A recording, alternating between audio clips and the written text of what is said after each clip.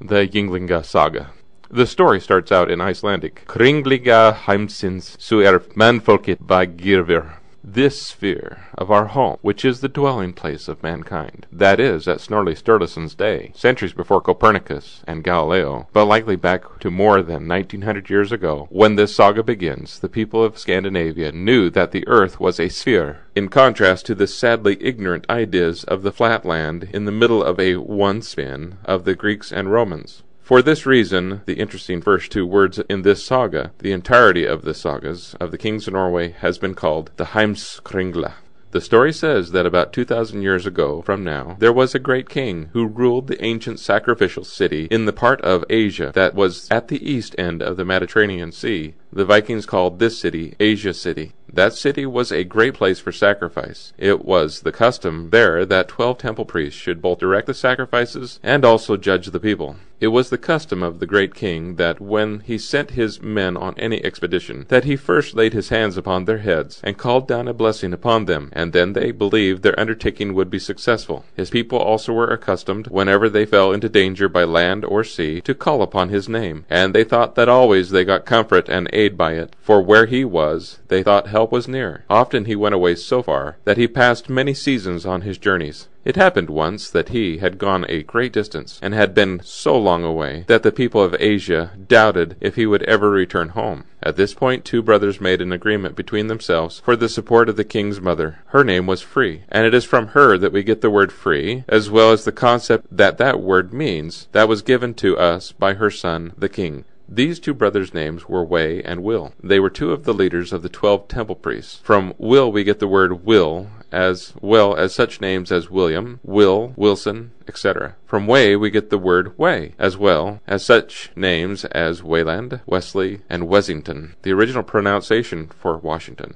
From the two brothers together we get the ancient expression, where there is a will, there is a way. However, after this arrangement for the support of the king's mother was concluded, the king came back. He took his mother back and told his people, there in Asia City, that he had a plan for them. The words of the plan in the English translation of the sagas are, in those times the Roman chiefs went wide around the world, subduing to themselves all people, and on this account many chiefs fled from their domains. But the king, having foreknowledge and magic sight, knew that his posterity would come to settle and dwell in the northern half of the world. He therefore set the brothers Vil and Ve over Asia City, and he himself with all of the gods and a great many other people wandered out first westward. They first went through Turkland, the Viking name for Turkey, where the king had great possessions. Then they came to the north shore of the Black Sea. There on the Don River were people who were related to the people of Asia City. From these people the king chose certain men to replace the two brothers left in Asia City, perhaps to oversee the old and others unable to travel. With a full 12 and this additional people, they continued their traveling. Continuing the saga, they went westward to Gardarike,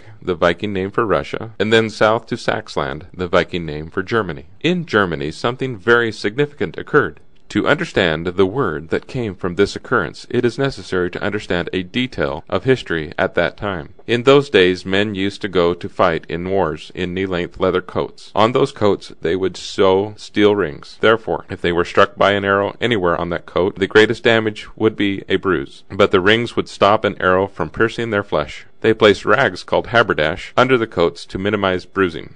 When the king, the 12, and the small band of people from Asia came to Germany, they met a problem. The people of Germany had not long before succeeded in annihilating the legions of the Roman general Varius, and driving all other Romans back over the Rhine River and out of Germany. Who did this small band of people think that they were? Coming into Germany might have been their reasoning. The king was able to fly, and knew of the army that the people of Germany were gathering against his small band of followers. So he called the 12 to him. He explained to the 12 that the Germans did not know who he was, but that he knew the way for them to learn. He told the 12 to take off their shirts so that they were bare-shirted. A leather coat with the steel rings was called a serk, a word similar to the modern word shirt, and the origin of that word. Bare-shirted, then, the king sent the 12 into the assembled armies of the Germans, with instructions to reduce those armies with their bare fists. This they did. After that victory, the small band then began the administration of Germany. The Reich of Germany is divided into many lands, like Great Britain is divided into the lands of England, Scotland, etc. The lands of Germany are divided into shires. The German name for shire is Gau, And just as the shires of England and Scotland are divided down into the tiny counties where a 12-man jury may judge the people every 3 months, so are the gaues or shires of Germany today still divided into those small counties. But in Germany each of those small counties is called a Bearschirt, for the 12 Bearshirts who brought law to Germany. It is from these 12 men that the concept of the 12-man jury came to the Germanic north of Europe. In Germany it became the custom thereafter that these 12, and others who did what they did, would judge the people. And their memory has not been entirely blotted out from the memory of the English-speaking people. However, they are treated as ridiculous and silly in somewhat the same way that the Santa Claus story is treated. The way that name Bearschirt has come down into modern English is berserk, meaning a crazy wild man. The German word for their small counties is Bezirk. Beside the very popular modern English names that have come from way and will, the names for others of the 12 generally seem to be rather ridiculous. One of those others of that 12-man group was Elmer.